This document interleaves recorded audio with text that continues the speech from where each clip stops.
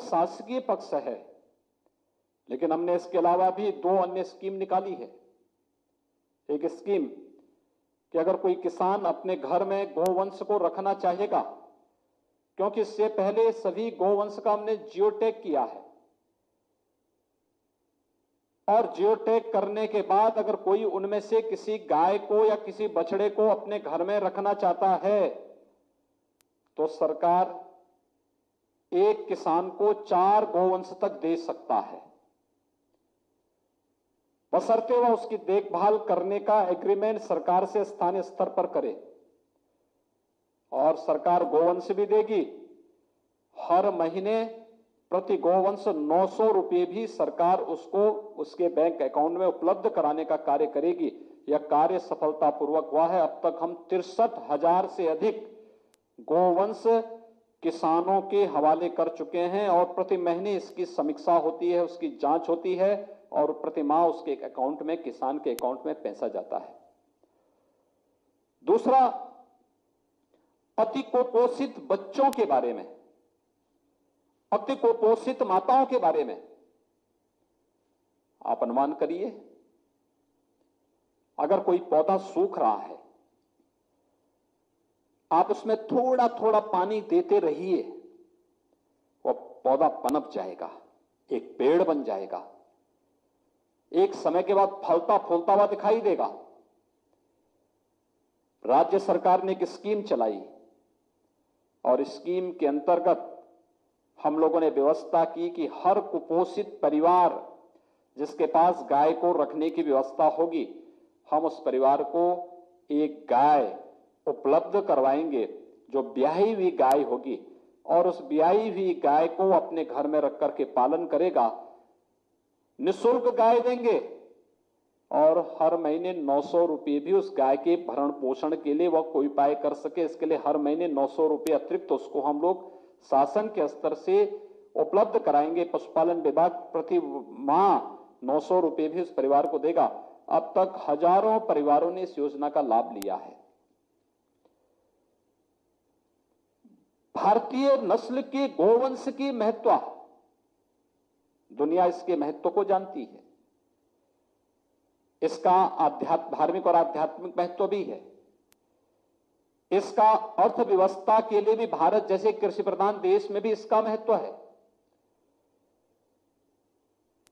अपनी कामनाओं की सिद्धि के लिए कोई भी कर्मकांड ऐसा नहीं है जो बगैर गौ माता के संपन्न हो सकता हो, और अंतिम यात्रा भी बिना गौ माता के नहीं निकलती है जीवन की। यानी धर्म, अर्थ, काम और मोक्ष, ये जीवन के चारों पुरुषार्थों में अगर कोई महत्वपूर्ण भूमिका का निर्वहन करती है, तो बगैर गौ माता के ये संभव नहीं हो सकता। आज भी आप देखते होंगे पूजा होती है घरों में,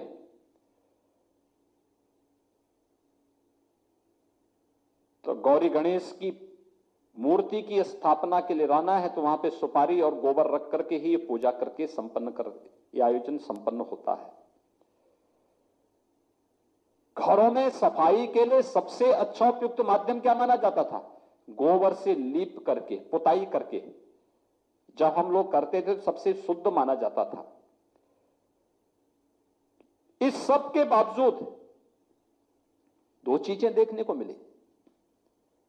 एक, हमने इस पक्ष को क्या छोड़ा कि अनेक प्रकार की बीमारियां सामने आनी शुरू हुई। दूसरा, वैश्विक मंच पर भारत की प्रतिष्ठा को धक्का लगा।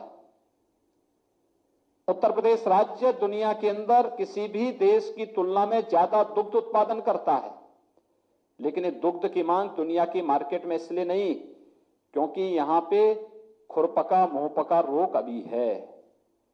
हम आभारी हैं प्रधानमंत्री मोदी जी के, जिन्होंने लगभग 14,000 करोड़ रुपए की लागत की एक बड़ी योजना लागू की है, जिसमें हर गोवंश के खुरपका मुंहपका रोग को सदैव के लिए समाप्त करने के लिए कार्रवाई हो, और इस दिशा में एक व्यापक कार्यक्रम वर्तमान में चल रहा है। उत्तर प्रदेश में वर्तमान में हर दिन 5 लाख से अधिक गोवंश को और अन्य ऐसे पशुओं को जिन्हें खुरपका मुंहपका की बीमारी की संभावना रहती है, इन सब पर टीकाकरण की कार्रवाई प्रतिदिन चल रही है और जियोटैग उसके साथ किया जा रहा है। जियोटैग के माध्यम से हम पता लगा सकते हैं कौन सी गाय पे टीकाकरण हुआ है, कौन सी पे नहीं हुआ है। एक बड़ा कार्यक्रम इसके माध्यम से चल रहा है। दूसरा, जहां यह कार्यक्रम चला वहीं भारतीय नस्ल के गोवंश की नस्ल सुधार की दिशा में भी एक बड़ा कार्यक्रम आगे हम लोगों ने लिया है और इसके लिए हम लोगों ने बुंदेलखंड क्षेत्र को पहले चरण में लिया है। अगर यही भारतीय नस्ल का गोवंश जो अभी 100 ग्राम, 150 ग्राम, 200 ग्राम दूध देता है, यही गोवंश 3 किलो, 4 किलो, 5 किलो तक दूध देने लग जाएगा तो कोई भी लाभार्थी इसे सड़कों पे नहीं छोड़ेगा।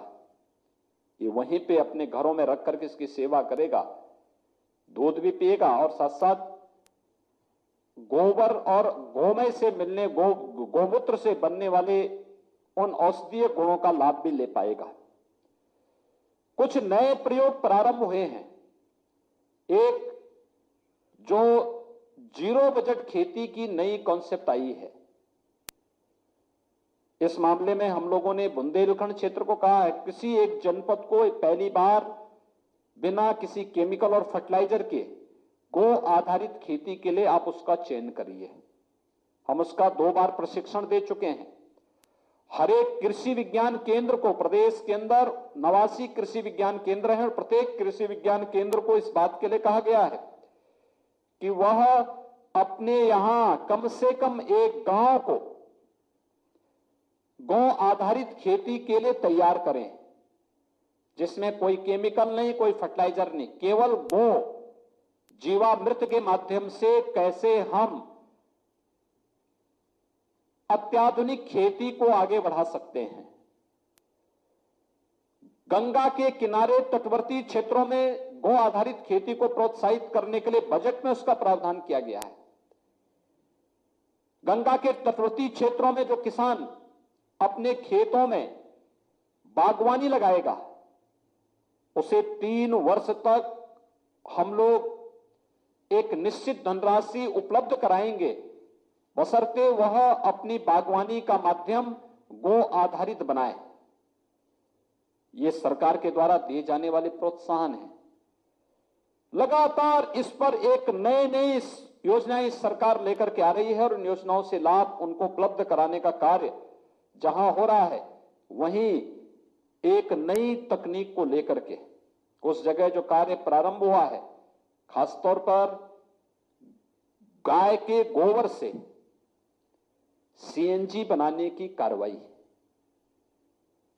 आपने देखा होगा जब हम लोगों ने, प्रधानमंत्री मोदी जी ने प्रधानमंत्री उज्ज्वला योजना में हर गरीब के घर तक रसोई गैस के सिलेंडर भरवाए, उपलब्ध करवाए, तो स्वाभाविक रूप से यह नारी गरिमा का सम्मान है, बीमारियों से बचाव का भी एक माध्यम है। लेकिन आने वाले समय में अभी जो सिलेंडर का एक पैसा उन्हें भरना पड़ता है हर महीने रिफिल करने के लिए, अगर गांव के लोग 2 गाय भी पाल लें और किसी परिवार के पास 2 गाय है, ये मान के चलिए कि 2 गाय उस परिवार के ईंधन की यानी एलपीजी के सिलेंडर में जितना उनका रसोई गैस खर्च होता है उसकी आपूर्ति गाय का गोबर ही उन्हें उपलब्ध करा के दे देगा। एक नया हम लोग तकनीक लेकर के आने जा रहे हैं और हर गांव में हम लोग एक बड़ा गोबर गैस प्लांट लगा करके फिर मीथेन और सीएनजी को अलग अलग करने की एक नई तकनीक को विकसित करते हुए सिलेंडर में उसे रिफिल करने की जो तैयारी हो रही है, ऊर्जा के क्षेत्र में एक नई क्रांति का यह माध्यम बनेगा और जो उसके बाद गोबर बचेगा यह बेहतरीन कंपोस्ट के रूप में गो आधारित खेती की उपजाऊपन को बनाए रखने में भी ये बहुत कारगर साबित हो सकता है। गो आधारित खेती जल की कमी को भी दूर करेगा। आप देखते होंगे बहुत सारी जगह जल का भूगर्भीय जल का इतना दोहन हुआ है कि वहां पर लगातार इस बात की शिकायत आती है कि वहां पे वे डार्क जोन हो गए हैं। लेकिन जब आप केमिकल और फर्टिलाइजर डालते हैं तो स्वाभाविक रूप से उतनी मात्रा में आपको पानी भी डालना पड़ता है। लेकिन जब गाय का गोबर या गौ आधारित खेती से, जीवाश्म के माध्यम से आप जब उस कार्यक्रम को आगे बढ़ाते हैं, किसी खेती के कार्यक्रम को आगे बढ़ाते हैं, तो पानी की मात्रा भी खेती के लिए उतनी ही कम आवश्यकता पड़ती है। और ये कार्यक्रम निरंतर आगे बढ़ाने की कार्रवाई आगे चल रही है। मुझे बहुत प्रसन्नता है कि सौरभ जी ने अलग अलग पक्षों को लेकर के बड़ी श्रद्धा के साथ, बड़े सम्मान के साथ और एक पूरी तन्मयता के साथ उन्होंने इस गोलोक की ओर इस पुस्तक के संकलन की कार्रवाई को आगे बढ़ाया है। ये दुरूह कार्य था, हम सबकी आस्था है, लेकिन इतना बड़ा बृहद संकलन हम लोग नहीं कर पाते।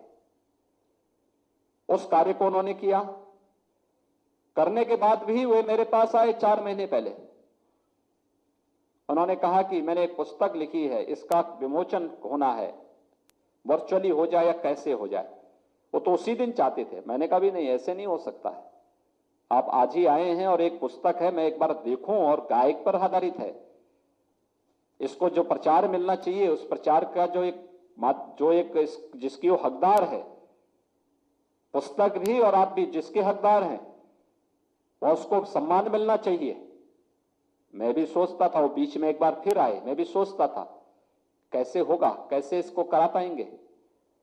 और मैं धन्यवाद दूंगा सूचना विभाग को भी कि इन्होंने सौरभ जी के साथ श्री नवनीत सहगल जी को और उनकी पूरी टीम को कि उन्होंने।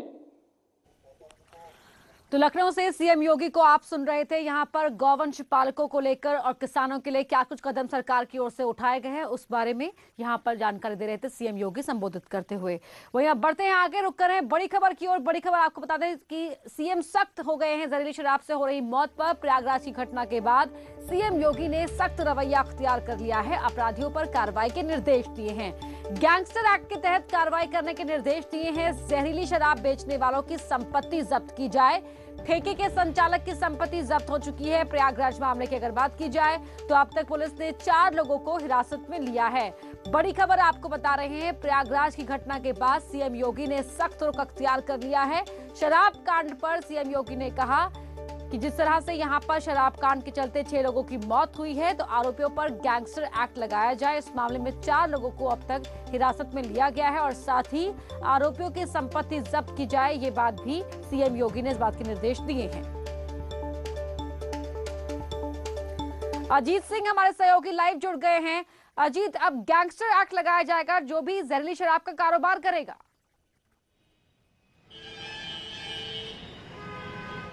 देखिए, बिल्कुल अपर्णा, गैंगस्टर एक्ट तो लगाया ही जाएगा। साथ ही सीएम ने यह भी कहा कि जिस तरह सीए और एनआरसी के तहत पब्लिक प्राइवेट प्रॉपर्टी अध्यादेश नियम बनाया गया था कि उन लोगों की संपत्तियां भी कुर्क की जाएंगी, तो सीएम ने साफ तौर पर कहा कि इनके खिलाफ एनएसए और गैंगस्टर तो लगाया ही जाए। साथ ही जो नुकसान होता है, जान माल का नुकसान होता है, उसकी भरपाई भी इनसे की जाएगी। और जो भी जहरीली शराब उत्तर प्रदेश में बेचेगा, पकड़ा जाएगा, उसके खिलाफ एनएसए के साथ साथ उसकी संपत्तियों को नीलाम और कुर्क करने का आदेश भी सीएम ने कहा कि इनको चिन्हित किया जाए, इनकी संपत्तियों को भी जब्त किया जाए, तभी इन पर लगाम लगेगी।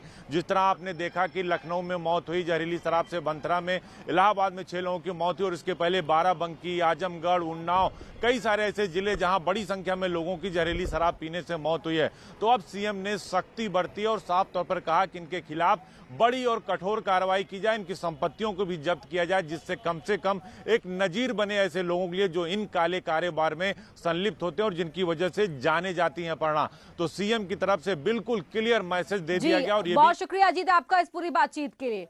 तो वही राजधानी लखनऊ और फिरोजाबाद के बाद अब संगम नगरी प्रयागराज में जहरीली शराब ने कहर बरपाया है। प्रयागराज में जहरीली शराब पीने से अब तक 6 लोगों की मौत की खबर है। इसके अलावा 1 दर्जन से ज्यादा गंभीर रूप से बीमार लोगों को इलाज के लिए एसआरएन अस्पताल में एडमिट कराया गया।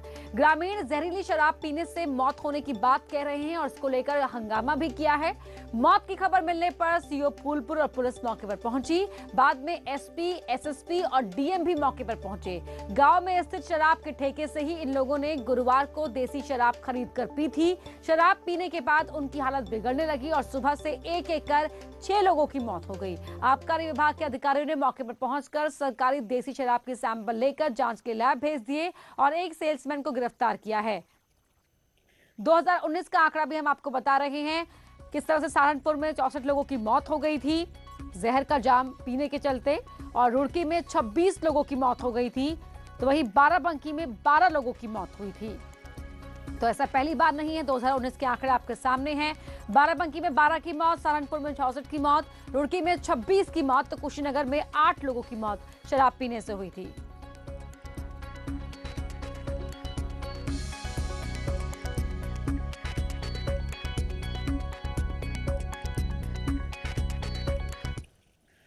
उत्तराखंड में साल 2014 में कांग्रेस सरकार के दौरान जारी किए गए एक सर्कुलर पर घमासान छिड़ गया है। तत्कालीन कांग्रेस सरकार ने यह नियम बनाया था कि दूसरे धर्म में शादी करने वाले दंपति को 50,000 रुपए दिए जाएंगे। अब टिहरी जिला समाज कल्याण अधिकारी दीपांकर गिल्डियाल द्वारा एक प्रेस नोट जारी किया गया है। प्रेस नोट में अंतर धार्मिक विवाह दंपति को 50,000 दिए जाने की बात लिखी है। इस प्रेस नोट के सामने आने के बाद पूरे राज्य में विवाद छिड़ गया है। ये सवाल पूछे जा रहे हैं कि आखिर क्यों कांग्रेस सरकार दूसरे धर्म में शादी करने को बढ़ावा देना चाहती थी। एक के बाद एक देश में लव जिहाद के मामले सामने आ रहे हैं। ऐसे में उत्तराखंड की तत्कालीन कांग्रेस सरकार का इंटर रिलीजन मैरिज को बढ़ावा देने का फैसला कितना सही था, मामला सामने आने के बाद अब बीजेपी सरकार इस नियम को खत्म करने पर विचार कर रही है। अगर कुछ रिटर्न में ऐसा आता है तो उसमें क्या कार्रवाई है, ये तो अब नियम देखना पड़ेगा कि नियमानुसार है या नहीं है, तो उसी हिसाब से कोई भी कार्रवाई होगी। अगर नियमानुसार होगा तो कार्रवाई का फिर गुंजाइश नहीं रहती हमारे स्तर से। अगर नियमों की किसी प्रकार से किसी भी चीज में अवहेलना है तब जरूर कार्रवाई की जा सकती है।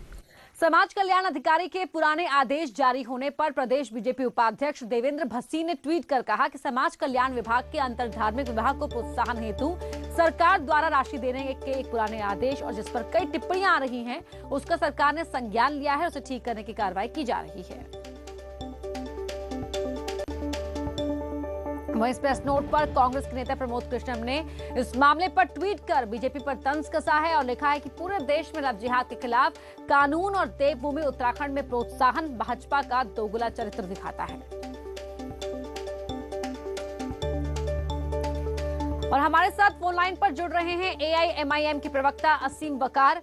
असीम जी, क्या कहेंगे आप, जिस तरह से उत्तराखंड में ये मामला सामने आया है जहां तत्कालीन कांग्रेस सरकार के एक पुराने आदेश को जारी करते हुए इंटर रिलीजन मैरिज करने वाले कपल्स को 50,000 रुपए देने की बात कही गई है। देखिए, इंटर रिलीजन या इंटरकास्ट मैरिज वही करता है जो आपस में प्यार करता है। तो ऐसा तो है नहीं कि वो एडजस्ट मतलब तय करके शादी की जाती है। तो जो लोग भी आपस में मोहब्बत कर रहे हैं, प्यार कर रहे हैं और शादी के लिए राजी हैं और बालिग हैं, तो उनको प्रोत्साहित करिए ना करिए, लेकिन वो शादी करेंगे। लेकिन असीम वकार जी, जो मामले सामने आ रहे हैं लगातार पिछले कुछ समय से, उसमें तो ये आ रहा है कि प्यार के आड़ में फरेब किया जा रहा है, मकसद कुछ और होता है। मैंने कहा ना, बीजेपी की बात मत कीजिए। बीजेपी तो नफरत फैलाती है। अभी कहने को तो दलितों को भी हिंदू कहते हैं, वो कि वो हिंदू हैं, हमारे भाई हैं, दलित हमारे भाई हैं। लेकिन अभी ब्रह्मा और ठाकुरों से कह दीजिए क्या से एक मुहिम चला दे कि अपनी बच्चियों की शादियां दलितों में करेंगे। अभी आफत आ जाएगी साहब आपके खिलाफ। जितना भी धर्म वो निरपेक्षता है ना जी, और जितनी मोहब्बत है दलितों से धरी रह जाएगी। लेकिन यहाँ ब्राह्मण ठाकुर की नहीं, यहाँ इंटरफेथ मैरिजेस की बात हो रही है। शादी दलितों में कर दे, नहीं करेंगे। क्या आप इस तरह के कानून को जायज मानते हैं कि जहाँ ऐसे गैर मजहबी शादी को बढ़ावा देने के लिए इस तरह की स्कीम लाई जाए कि उन्हें 50,000 रुपए दिए जाएंगे? मैं आपसे जो कह रहा हूँ कि क्या आपके हिसाब से ब्राह्मण और दलितों को शादी करना चाहिए आपस में? मैं आपसे कह रहा हूँ, कुछ ये बताइए आप मुझे। क्या आप मेरे असीम वकार जी, सवाल मैं आपसे पूछ रही हूँ सर। शादियां दलितों में मैं यहाँ पर अपना पक्ष रखने के लिए नहीं हूँ, मैं आपसे आपका पक्ष जानने की कोशिश कर रही हूँ इस वक्त। नहीं, मैं क्या आपकी जो पार्टी, आपका पक्ष डिपेंड करता है आपकी खबर पे। जर्नलिस्ट का कोई पक्ष नहीं होता सर। बहुत बहुत शुक्रिया आपका हमसे बातचीत करने के लिए, लेकिन आपने अपना पक्ष न रखकर अपना पक्ष जरूर यहाँ पर साफ कर दिया है। शुक्रिया। तो बीजेपी सरकार इस नियम को खत्म करने पर विचार कर रही है। बीजेपी की तरफ से ये कहा गया है। वहीं कांग्रेस की सरकार में 2014 में ये नियम लाया गया था कि जो गैर मजहबी यानी कि दूसरे मजहब में शादी करेगा उस कपल को 50,000 रुपए दिए जाएंगे, उस जोड़े को 50,000 रुपए दिए जाएंगे दूसरे धर्म में शादी करने पर। अब बवाल इस बात को लेकर है कि क्या कांग्रेस ये चाहती थी कि दूसरे मजहब में शादी करने वाले लोगों को बढ़ावा दिया जाए, बढ़ावा देने के पीछे क्या मकसद था, इस बात को लेकर प्रदेश के अंदर घमासान छिड़ गया है। 2014 के वक्त में कांग्रेस सरकार में ये नियम बना था। लव जिहाद पर उत्तराखंड के मुख्यमंत्री त्रिवेंद्र सिंह रावत सख्त हो गए हैं। उन्होंने कहा कि अगर कोई छल प्रपंच करके शादी करता है तो कड़ी कार्रवाई की जाएगी, साथ ही नाम चिन्ह बदलकर शादी करने वालों पर भी कार्रवाई की जाएगी। सीएम ने कहा कि राज्य में इसके लिए पहले से ही कानून बना हुआ है, राज्य सरकार ऐसे लोगों से सख्ती से निपटेगी।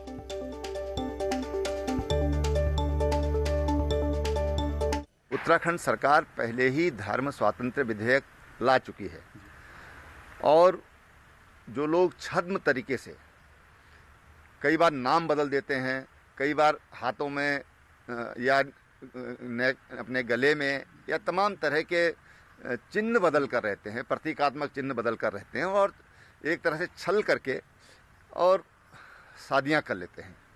उसके लिए ऑलरेडी हमारे यहाँ कानून बन चुका है, कुछ लोगों पर उसके अंतर्गत कार्रवाई भी हुई है और इसलिए कोई भी अगर इस तरह से छल प्रपंच करके और शादी करता है तो उसके लिए सजा का प्रावधान किया गया है। इस पर राज्य सरकार सख्ती से कदम उठाएगी।